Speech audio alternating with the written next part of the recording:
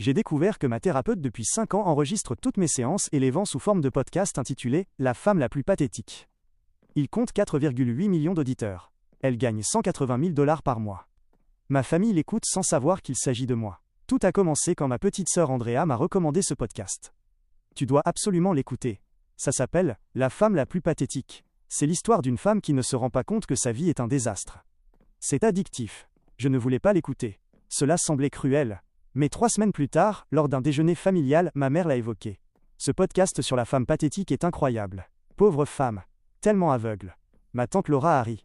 Moi je crie devant mon écran. Réveille-toi, imbécile. Mon père a hoché la tête. C'est frustrant. Je ne peux pas m'arrêter de l'écouter. Tout le monde dans ma famille l'écoutait. Ce soir-là, par curiosité, j'ai cherché le podcast sur Spotify. La femme la plus pathétique. Épisode 1, publié il y a 4 ans et 11 mois. Je me suis figé. Il y a exactement 5 ans, j'ai commencé une thérapie avec le docteur Patricia Ruiz. La voix était celle de Patricia, mais différente, plus froide, plus moqueuse. Bonjour chers auditeurs, bienvenue dans le cas le plus fascinant de ma carrière. Cette femme, que j'appellerai M, est un exemple parfait d'auto-illusion pathologique. Mon estomac s'est noué. Elle a poursuivi. Elle est venue à mon cabinet en pleurant parce que son mari l'avait trompée.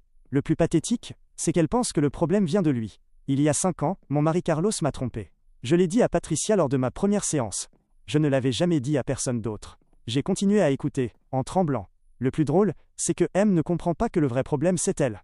Elle est tellement peu sûre d'elle, tellement dépendante, qu'elle pousse les hommes à chercher mieux ailleurs.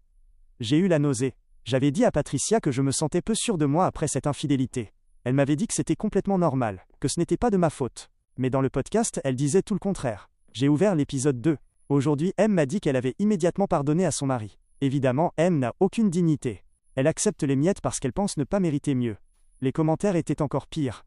Cette femme est une idiote. Comment peut-elle être aussi stupide? J'ai honte pour elle. J'ai vérifié les informations du podcast. 247 épisodes publiés.